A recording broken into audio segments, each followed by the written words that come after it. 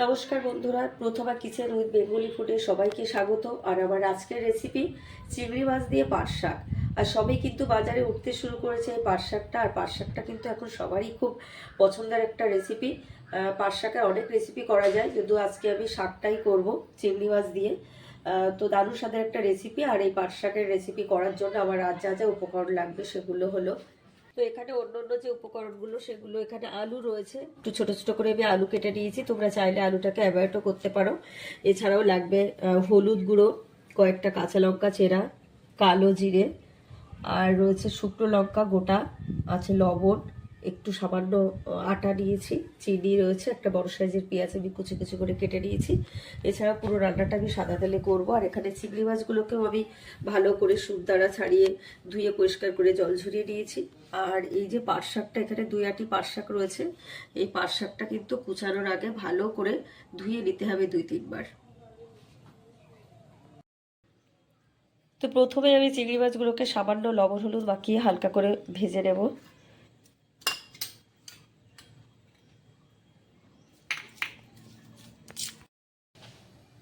তো আমি কড়াই বসিয়ে দিয়েছি, তেলটা গরম হয়ে গেছে। পুরো রান্নাটা আমি সাদা তেলেই করব।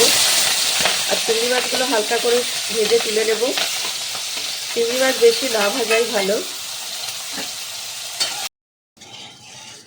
তো চিংড়ি মাছগুলো আমি হালকা করে ভেজে তুলে নিয়েছি। আর ওই তেলের ভিতরে আমি একে একে দিয়ে দেব কালো জিরে, কয়েকটা গোটা শুকনো লঙ্কা, আর দিয়ে দেবো পেঁয়াজ কুচি।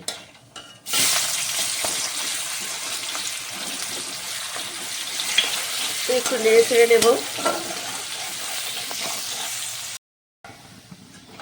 তো পেঁয়াজ দিয়ে আমি একটু নেড়ে ছেড়ে নিয়েছি। এখন দিয়ে দেবো কেটে রাখা আলুগুলো। আলু দিয়েও আমি 1-2 মিনিট মতো ভালো করে নেড়ে ছেড়ে নেব। তো আলুগুলো আমি 2-3 মিনিট মতো নেড়ে ছেড়ে নিয়েছি। গ্যাসের ফ্লেমটাকে মিডিয়ামে রেখে আলুগুলো কিন্তু 50% সেদ্ধ হয়ে গেছে। এখন দিয়ে দেবো কুচানো পাট শাক।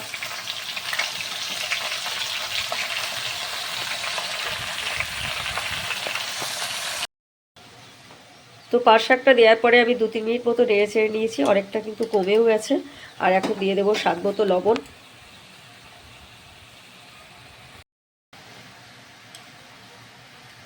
1 চামচ হলুদ গুঁড়ো,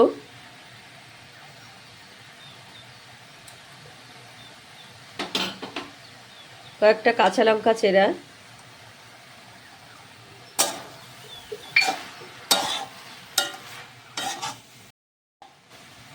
আর এখন গ্যাসের ফ্লেমটাকে মিডিয়ামে রেখে কিছুক্ষণ আমি ঢেকে রাখবো। তো পাট শাকটা দেওয়ার পরে আমি 3-4 মিনিট মতো গ্যাসের ফ্লেমটাকে মিডিয়ামে রেখে ঢেকে রেখেছিলাম। আবার শাকটাও কিন্তু সেদ্ধ হয়ে গেছে, আলুটাও পুরোপুরি সেদ্ধ হয়ে গেছে। রান্নাটা প্রায় কমপ্লিট। এখন দিয়ে দেবো কিছুটা চিনি আর 1 চামচ আটা দিয়ে একটু নেড়ে ছেড়ে নেব।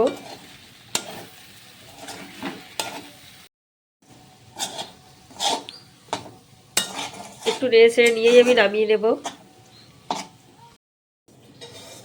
তো আমার চিংড়ি মাছ দিয়ে পাট শাকের রেসিপি পুরোপুরি কমপ্লিট। দারুণ স্বাদের একটা রেসিপি। বিশেষ করে এই সময় এই পাট শাকটা কিন্তু খুব পাওয়া যায়।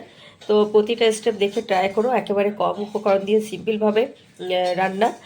তো নিশ্চয়ই ভালো লাগবে। ভালো লাগলে অবশ্যই লাইক কমেন্টস করে আমার পাশে থেকো। আর আমার চ্যানেলটিকে সাবস্ক্রাইব করো। আর নতুন নতুন ভিডিওর আপডেট আগে পেতে অবশ্যই পাশে থাকা বেল আইকনটি প্রেস করো। আর সবাই খুব ভালো থেকো, সুস্থ থেকো।